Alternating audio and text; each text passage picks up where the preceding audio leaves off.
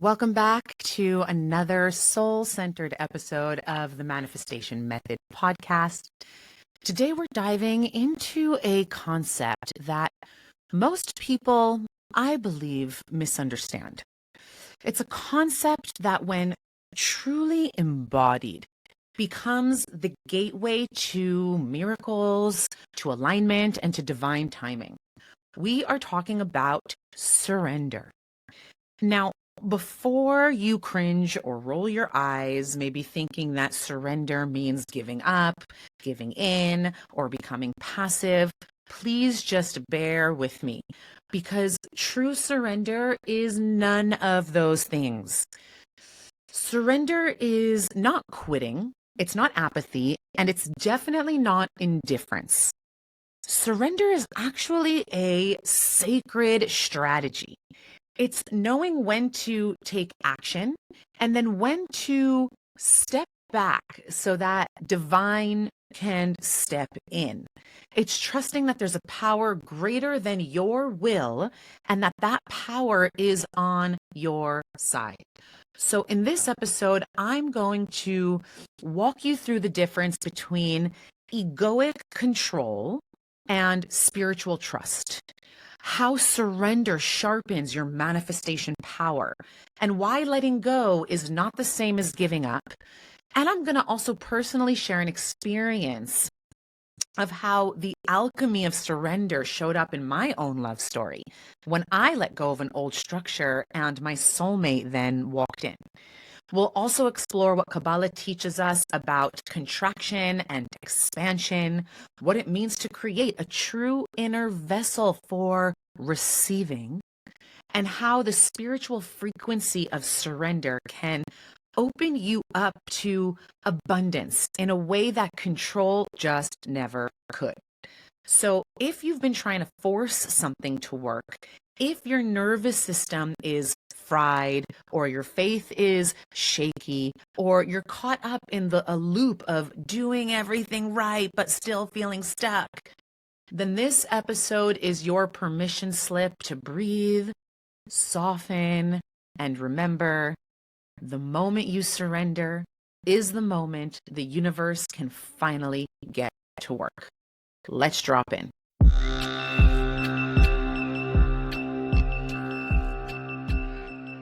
Becoming a co-creator with the Creator is your birthright. Together, we'll journey into your deepest authenticity. Because the more you align with who you truly are, the more effortlessly you call in the life that you desire and deserve. And most importantly, the more you step into your soul's highest purpose. Welcome to the Manifestation Method podcast, your number one source for Kabbalistic manifestation. Here we combine the ancient wisdom of Kabbalah, modern psychology, and quantum physics to help you achieve real, tangible manifestation results with my proven Abra method. I'm Ayelet Polonsky, and I'm here to guide you on your journey of manifesting a life that is aligned, expansive, and deeply connected to your highest self through the sacred energetic mechanics of Kabbalistic manifestation. To learn how to use Kabbalistic manifestation to transform your life from the inside out, go to ayeletpolonsky.com or download the Manifestation Method app. Let's open the gates of manifestation together.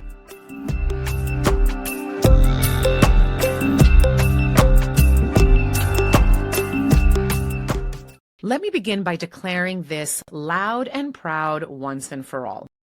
Surrender is not giving up. It's not about giving up. It is not about throwing your hands up in despair and saying, whatever, I don't care anymore. That is not surrender. That is what I call indifference. And indifference is a dangerous frequency to dwell in because when you're indifferent, you've checked out. You've disconnected from your own sacred fire. You've silenced the whisper of your heart. You've unplugged from your soul's vision and your creator's guidance. Indifference is numbness masquerading as inner peace. But true inner peace, true peace is sacred connection, not detachment from life, but deep alignment with it. So let me be clear about what I am not talking about. I'm not talking about letting go of your dreams. I'm not talking about dulling your desires or pretending you don't care anymore. I'm not inviting you to bypass your longing, your ache, your mission. I'm talking about something much more sacred than that. I'm talking about surrender as a co-creative act, as a holy ceremony of deep trust, as a conscious, intentional handing over, not to the void, but to the infinite. So surrender is not resignation. It's a realignment. It's a moment where you look at all of your plans, your timelines, your grasping onto what needs to happen yesterday, and you whisper to yourself, I trust that there is a wisdom deeper than my own will. And you don't have to give it up. You just have to give it over. Give it over to a power greater than your personality, to the part of you that is already one with source creative energy. Giving it over to the divine intelligence that sculpted your soul in the first place and that sees your path far beyond the horizon of your current knowing. It's giving it over to the God that has never once abandoned you before, even in your darkest hours. Surrender is a return to sacred partnership.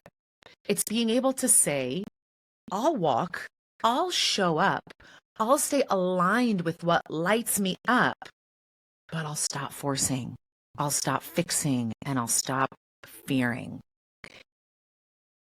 It's where the human you steps aside so that the holy version of you can get into the driver's seat, can take the lead. Or rather, I'd say we let God into the driver's seat and we come along for the ride. That feels more accurate, right? Again, this is not about apathy. It's about awe. It's not about shutting down. It's about opening up to divine timing, to unexpected miracles, and to the mystery of how everything can change in a single breath when you just stop clenching and you start unclutching. That's when you begin to receive. And this is a wildly powerful inner space to carry. It is the place where true manifestation begins. And in Kabbalistic teachings, we learn that creation is a partnership. It's a relationship. You are not here to do it all on your own. You weren't meant to. It is way too much to do on your own. I could never get done all the things I needed to get done if I didn't hand it over to God, right? In fact, oftentimes in parenting, when I've just reached my limit and I am just wrung out and I've done everything I could as far as the conscious parenting books say, and even beyond what the conscious book parenting say, and I've given it my all. And at that point, I just say, God, you birthed these kids into existence. I did not do it alone. You take the parenting role from here. And the moment I surrender, miraculous things really begin to move within my family structure, within my family constellation. It is quite miraculous. So ultimately, what I'm trying to say is you are here to know your role and then let the divine do its part. So what is your role? Your role in this co-creative dance is to get clear, get crystal clear. Get crystal clear on what? Okay, get crystal clear on your desires. And I don't mean the ego-based desires that are rooted in validation, fear, comparison, or proving yourself. I don't mean the desires that look like a fancy BMW or Mercedes or the most beautiful kitchen. What I mean is your soul desires. I'm not saying there's anything wrong with the magnificent kitchen or the nice car. There's nothing wrong with that.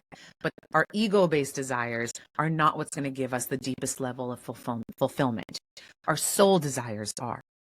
So I invite you to ask yourself here, what truly lights me up? What would I do even if no one gave me praise or applause?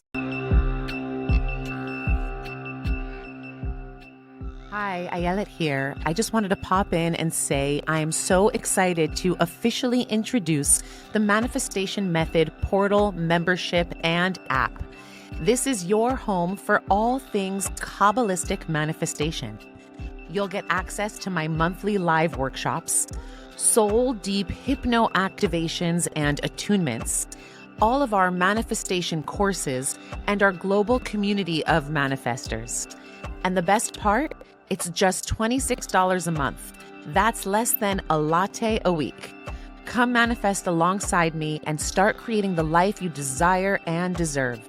Head over to ayeletpolonsky.com to join us. What vision makes me cry with longing because it feels so aligned with who I came here to be? Right? Maybe it's to become a coach or to be a mother, to be a businessman or to save the world, whatever it is. I don't care how big or how small. If it's aligned with your soul, it is larger than life. Right? And to also ask yourself, what contribution am I here to make to the world, even in small, quiet ways? These are your soul desires, and they matter, because God placed them in your heart to begin with. The Kabbalists teach that your deepest desires are not random. They are your portion in the greater tapestry of creation, in fact. They are how you repair the world. They are your tikkun, your thread in the cosmic weaving. So it's important to get really clear. Take the time to journal, meditate, ask if you're not clear, ask for clarity, and then open your ears and better yet, open your heart to listen so that you can receive the divine answers. And once you know what it is that you desire, that's when surrender begins. Surrender is saying, I know what I want. I know what feels true for my soul. And now I can open my hands and heart and create space for God to meet me there. Poteach et yadecha umasbia lekol chai ratzon.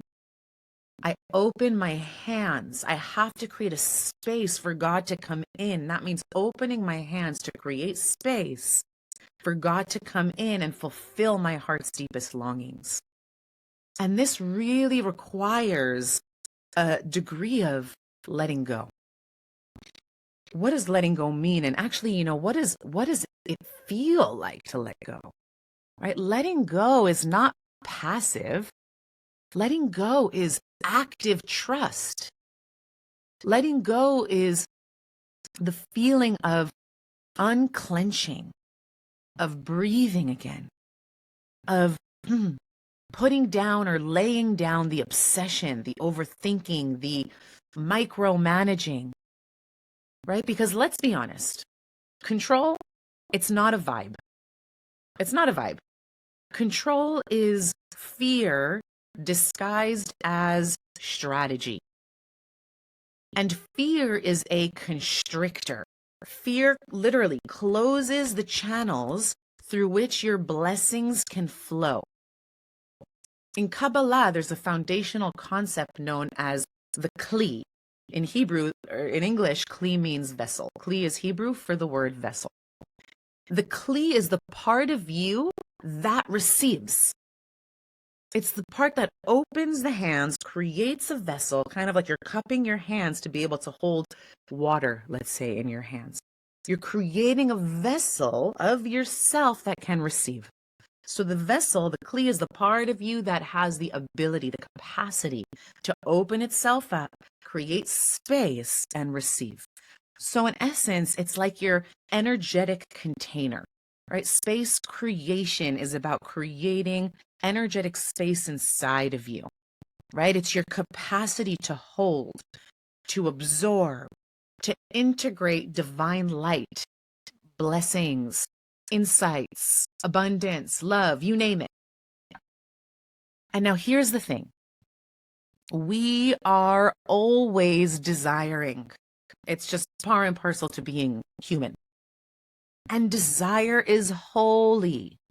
In fact, according to the great Kabbalistic texts, desire is what gave birth to the entire universe. All of creation is a manifestation of divine desire. Really take that in for a moment. All of creation is a manifestation of divine desire. The Creator desired to give. And so a creation was formed to receive that giving. And that's us. We were formed to receive the Creator's giving.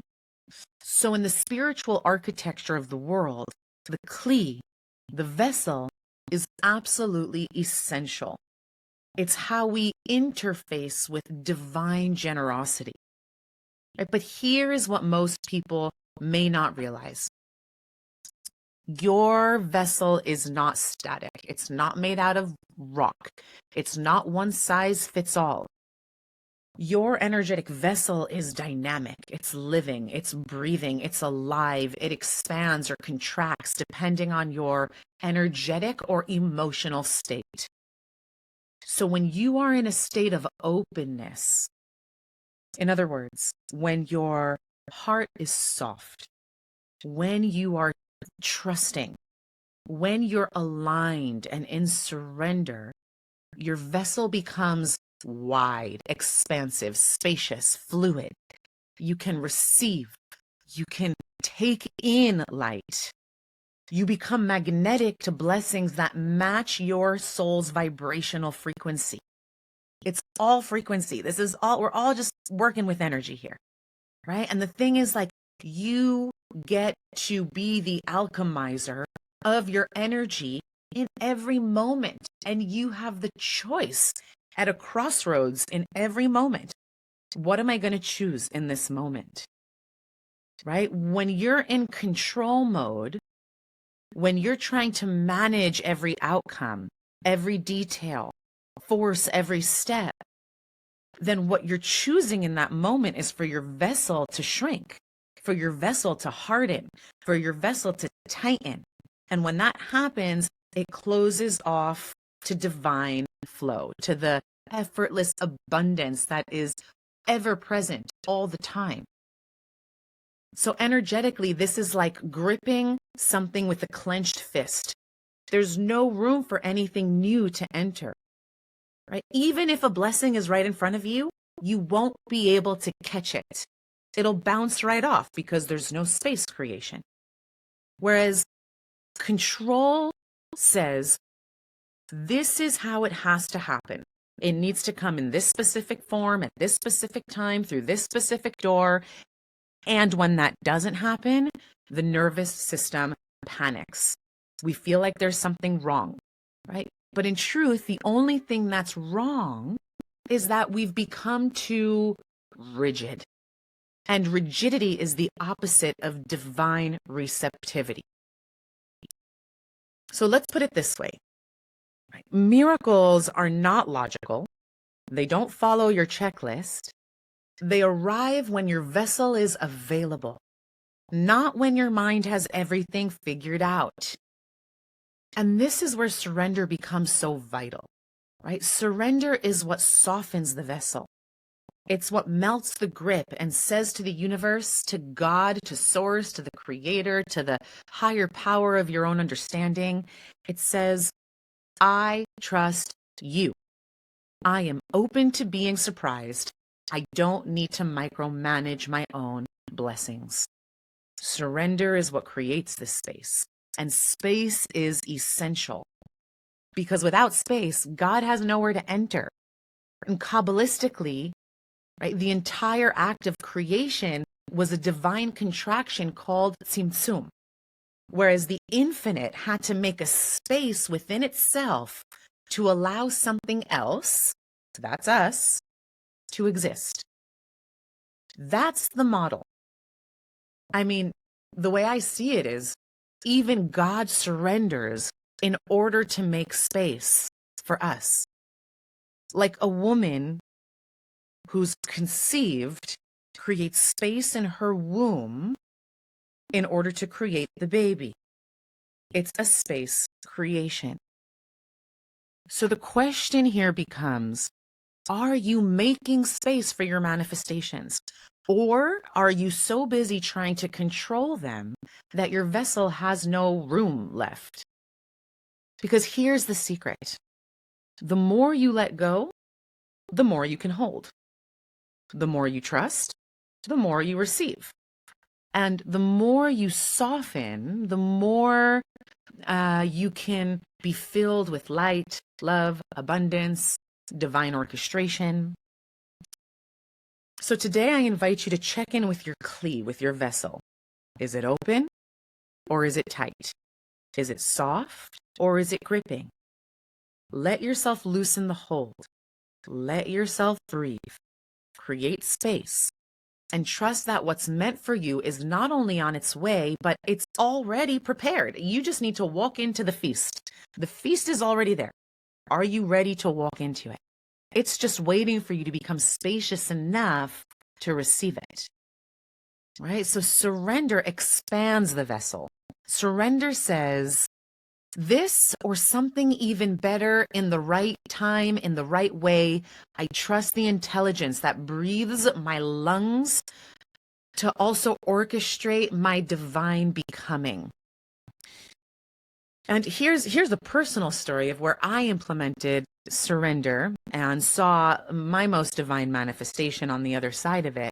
And many of you may already know this if you've been following me for a while or watching this podcast for a bit, but maybe you've never heard it quite like this in this context.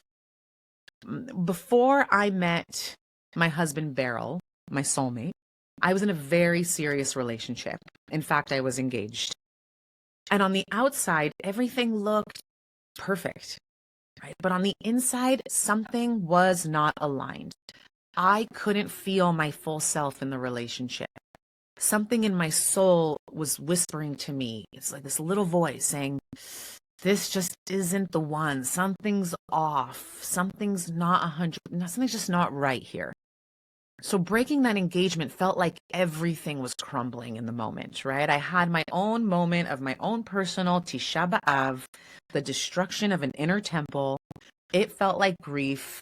Sometimes it felt like failure. Sometimes it felt like heartbreak.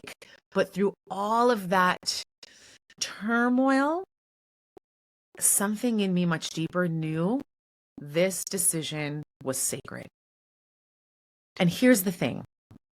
I didn't anxiously rush to fill the void. I didn't freak out saying to myself that if I let go of the previous relationship, that means I'll never find someone better, or worse, I'll never find someone at all. I didn't entertain that thought for even a second. Instead, I created space. I created a womb inside my being for something new to take root. And it was in that surrendered space, not in the hustle, not in the control, not of needing to go back to the drawing board and find every which way to find the person who was meant for me, right? It was in that surrendered space that Beryl appeared. And he appeared really quickly because I was in that surrendered space. I wasn't looking for him. I wasn't in the hustle. He literally just appeared effortlessly, naturally. It was a soul recognition. It was a homecoming. Because that's how the divine works. It doesn't need our frantic gripping. It just needs our availability. Hineni, here I am. I am available. I am ready to surrender. And so there are two ways that I talk about how the average person tends to kind of maneuver through the world, right? I call it the push versus the allow. You're either pushing or you're allowing. So let's start with the push. Push is the way of the ego. The push says, if I don't control every little piece of this experience, then it's just not going to happen.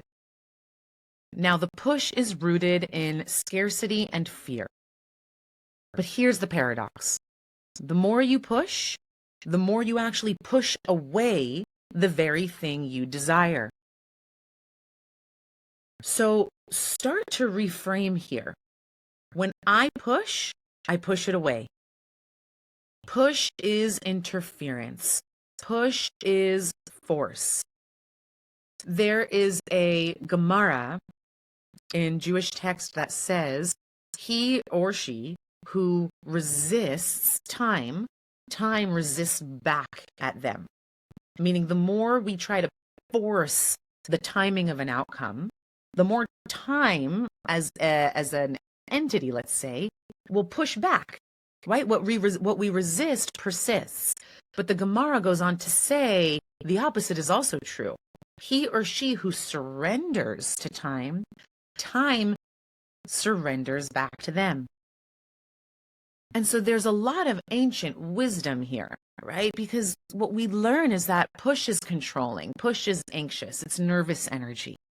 Push is distrust in the natural flow of creation. But let's look now at what allowing feels like, the other state of being.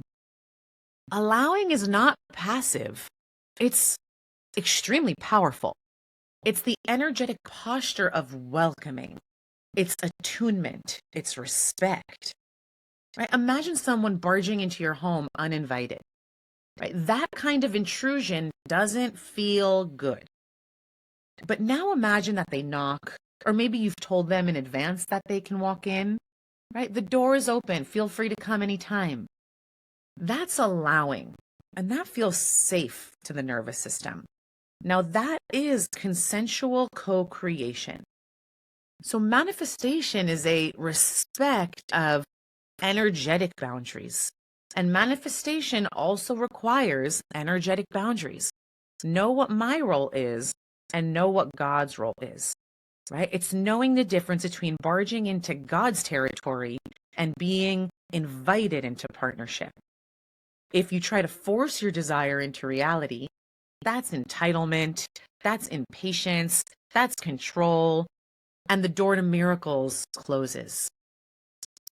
But if you say, on the contrary, I've done my part, and now I trust the divine to orchestrate the rest, then the door opens wider than you've ever imagined. Also, the push is exhausting, whereas allowing is easeful, right? I don't want to have to have all of my to-dos fall on my shoulders all the time. That's too much. It's too much for any person. There's no bandwidth for all of the to-dos that we have in our generation, right? And it's wild though, because people have this like misunderstanding of what it means to be in, like, let's just, you know what? Let's take the word labor. All right, let me put you into the experience so you can relate to this on your own. When you hear the word labor, what comes to mind? So most people will say, when I ask this question, is that labor reminds them of hard work, effort, exhaustion, pain, contractions, birth. So let's put this in the context of childbirth for a moment, because it holds a deep teaching here. When I was pregnant with my babies, I knew that once labor began, it was game time, right? At that point, I wouldn't be able to control what happened. I would just have to surrender. And the birth canal is small, and the baby, this little bowling ball of light, needs to move through a tiny little birth canal. So if the body is tense, contracted, constricted, fearful, it's harder. Painful, labor becomes more painful. But when the mother relaxes, softens, and trusts the process, I mean, just feel in your body what it shifts into when I say your body can relax and soften and trust the process. What happens is an opening begins to happen. The portal opens. And then the baby begins to descend with more ease, grace, and flow. In fact, there's a whole modality called hypnobirthing where women train in self-hypnosis and visualization in order to reduce fear and create a surrendered state. Why? Because fear creates tension and constriction, and that causes resistance. It causes the portal to close. Same goes with manifestation, right? Fear and anxiety are the antithesis of effortless abundance. When we're in fear, the nervous system enters into fight or flight state. Muscles constrict, breath shortens, blood rushes to the limbs for survival, and energetically we close the vessel, we clamp the birth canal. And why do we do this? Well, it's a human response to fear, right? It's the urge to control, and control is rooted in fear. And fear is often rooted in our relationship to the unknown. Right? Back in the day, fear was helpful. It was a survival mechanism that kept us safe when we were out in the wild hunting and there were wild animals and creatures coming after us. But today, fear is often self-generated, self-created. It's a reaction to imagined threats. Sometimes fear is still necessary today. For sure, it's an informative, right? But how much of our fear is actually imagined fear? There's no actual real threat. And what's wild is this. The only thing threatening your manifestation is you. You're getting in your own way, your own fear, your need to control, your internal roadblocks, right? This type of manifestation is what I call labored manifestation. It's when you try to micromanage the entire process to the point where it becomes heavy, hard, delayed, exhausting, right? And the manifestation principle here that you must remember to move forward with success is that the greatest block to manifesting effortless abundance is irrational fear. Because in any given moment, you're either consciously creating or chronically controlling. That's an important line. In any given moment, you're either consciously creating or chronically controlling. Conscious creation is expansive. It's joyful. It's inspired action followed by surrender. Whereas chronic control is fear-based. It's anxious, planning, force, burnout. And the more you try to control the how and the when your manifestation is going to show up, the more you miss the miracle. Right? So how do you know which one you're in? Conscious creation or chronic control? So here it's important to know that your emotions are your GPS. So if you're burnt out, overwhelmed, and constantly in go mode, then you're in toxic masculinity, I call it. That's the overdrive, the force, the nervous system overload. But on the other side to that is being numb, checked out, indifferent, passive. That's when you're in toxic femininity. And that looks like avoidance, lack of purpose, laziness, right? And neither extreme is what we want here. Manifestation is not about doing nothing, and it's also not about doing everything. It's the dance between taking aligned action, getting clear on what your desires are, and then allowing grace to do what only grace can do. Right? It's knowing when it's your move on the chessboard and then when it's God's move on the chessboard. Right? So here's your role in the manifestation co-creative dance. 1, set a clear intention. 2, take aligned, inspired action. And 3, surrender the grip of the outcome. Again, not by giving it up, but by giving it over to source, to divine intelligence. Because what you can allow in through your life, through this mechanism of surrender, is often far more beautiful than anything you could have forced or planned yourself anyways. Imagine what God could create for you versus what you could create for yourself. I mean, I'll choose God's creation over mine any day, right? And one last point before we close, because it's an important point to clarify.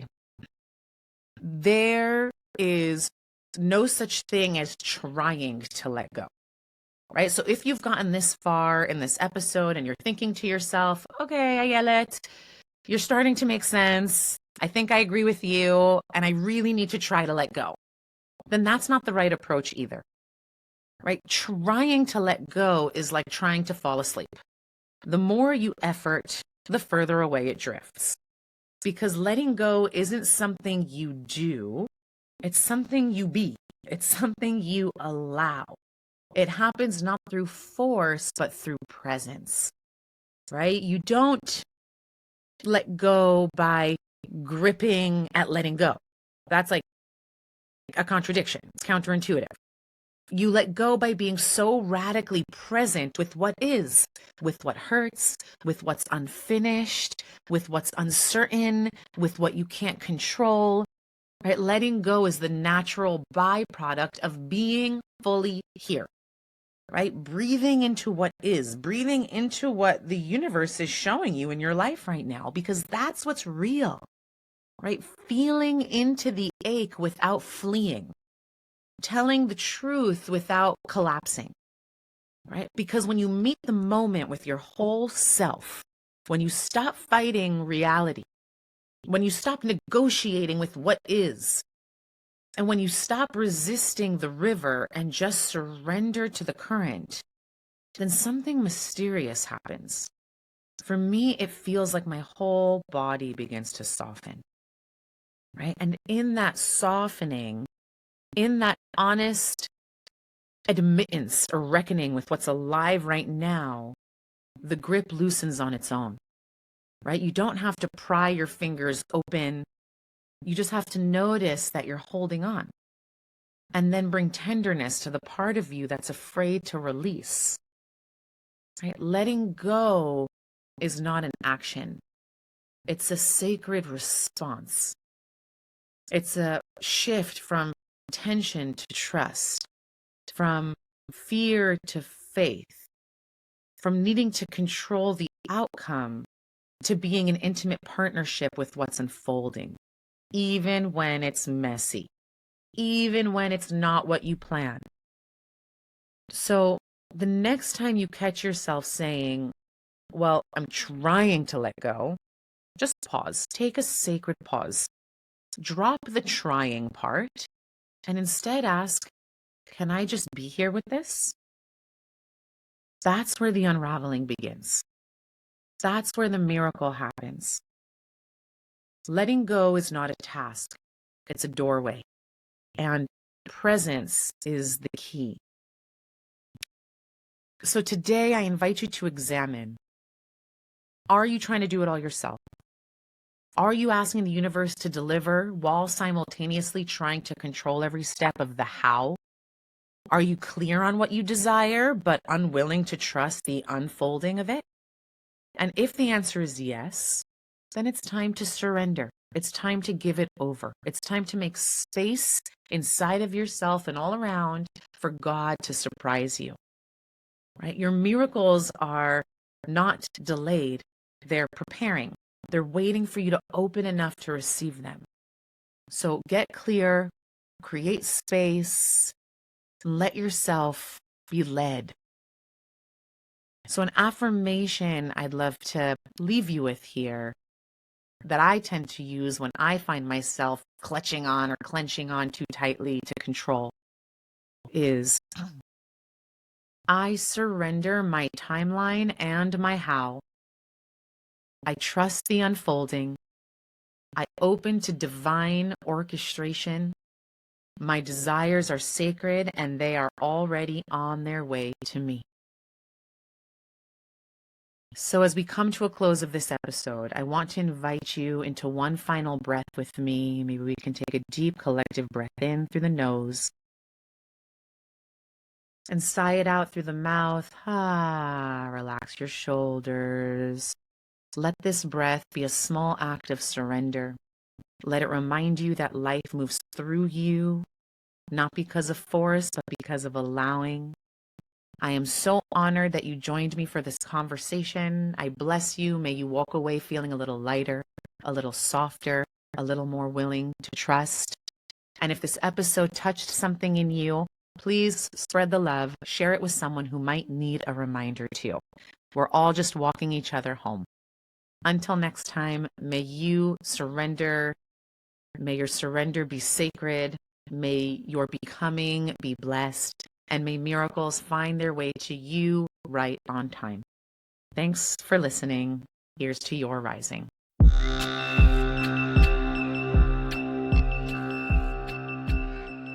If you enjoyed this episode, let's keep the conversation going inside the Manifestation Method Portal app, your #1 destination for Kabbalistic manifestation. Inside, you'll unlock the secrets of manifestation through my proven Abra method, rooted in Kabbalah, psychology, and quantum physics, designed to help you manifest real, tangible results from the inside out.